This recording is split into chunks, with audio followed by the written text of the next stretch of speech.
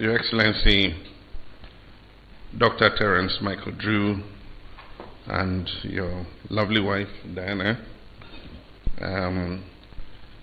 Your Excellency, the spouse of the President of the Republic of Ghana, Lodina, Honorable Ministers of State, Members of Parliament, distinguished government officials,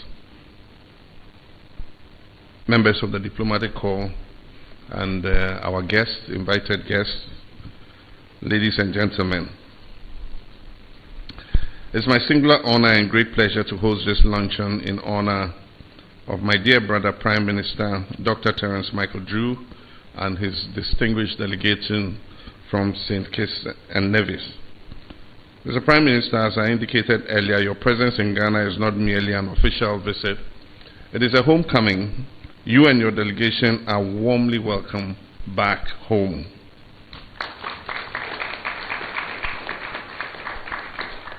As the first Prime Minister of St. Christopher and Nevis to make an official visit to Ghana, you're charting a new and historic course in our bilateral relations. Though separated by the Atlantic Ocean, our nations remain united by history, ancestry, culture, and in our spirits. What geography once divided, history now compels us to bring back together. The painful rupture caused by the transatlantic slave trade severed physical ties between our people, but it did not erase our shared identity. The time has come to move beyond remembrance to reconstruction, to transform shared memories into shared purpose. The artificial mental and economic barriers that long separated Africa and the Caribbean must give way to bridges of trade, mobility, knowledge exchange, and cultural renewal.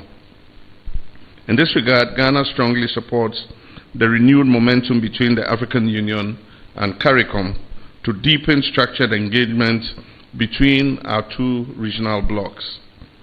Political solidarity must now be matched by economic integration. Expanding the African Export-Import Bank, Afri-Exim, into the Caribbean is a bold and strategic step towards unlocking trade, investment, and financial cooperation across the Atlantic. Our responsibility as leaders is to mobilize our people around a unifying vision, one that secures dignity, prosperity, and global respect for people of African descent everywhere in the world. We must build systems that empower our youth, expand opportunity, and ensure that our shared civilization is defined not by its trauma, but by its successes. Later this month at the United Nations, Ghana will host a high-level special event on reparatory justice. We believe that the trafficking and racialized chattel enslavement of Africans constitute one of the gravest crimes against humanity. Our call is not for charity, it is for justice. It is a time for our narrative to be told by us, grounded in truth and anchored in accountability.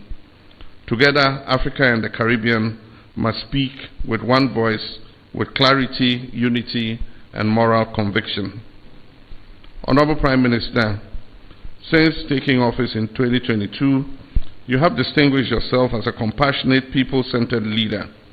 Your policy priorities, poverty alleviation, disaster response, health and wellness, education-based empowerment, and environmental sustainability align very closely with Ghana's development trajectory.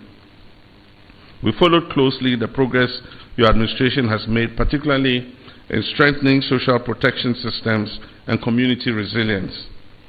Ghana stands ready to collaborate on areas of mutual benefits, sharing experiences and technical cooperation that support your national development agenda. Distinguished guests, I'm pleased to announce that Ghana and St. Kitts and Nevis have agreed to extend our 2018 visa waiver agreement.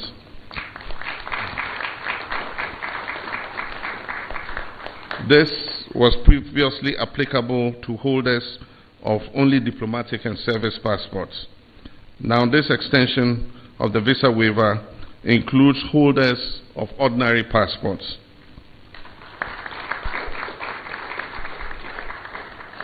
This practical and transformative step will significantly facilitate tourism, trade, business exchanges, and people-to-people connections. We'll also continue discussions on structured labor mobility arrangements. Ghana is prepared where appropriate to support St. Kitts and Nevis with skilled professionals, including nurses, teachers, and other technical experts, while ensuring mutually beneficial frameworks between our countries. Beyond mobility, we've defined key sectors for deeper cooperation: tourism development, climate-resilient agriculture, renewable energy, blue economy initiatives, heritage tourism, and cultural industries. Improved air connectivity between Africa and the Caribbean remains essential. However, we cannot delay progress until every structural constraint is resolved. Platforms such as the African Caribbean Trade and Investment Forum, ACTIV, and the African Continental Free Trade Area, offer immediate pathways for us to expand trade and forge investment partnerships. Our ambition is clear: to position Ghana and St. Kitts and Nevis as model partners in South-South cooperation. Honorable Prime Minister, I commend your leadership of CARICOM and the successful hosting of the 50th regular meeting of the Conference of Heads of Government of CARICOM in St. Kitts and Nevis. Ghana deeply appreciates the opportunity you offered us to address CARICOM leaders, though virtually. We value CARICOM's principled stance on reparative justice and look forward to intensified collaboration on truth, reconciliation, and equitable global reforms. Ghana recognizes the vulnerabilities faced by small island developing states, especially in the context of climate change, rising sea levels, food insecurity, and external economic shocks. We stand in solidarity with St. Kitts and Nevis in advocating for climate justice, equitable access to climate finance, and reform of global financial institutions to reflect the realities of developing nations. Honorable Prime Minister, distinguished guests, permit me to express my sincere appreciation to the Prime Minister for extending his stay in Ghana to join us and participate in our 69th Independence Anniversary celebration.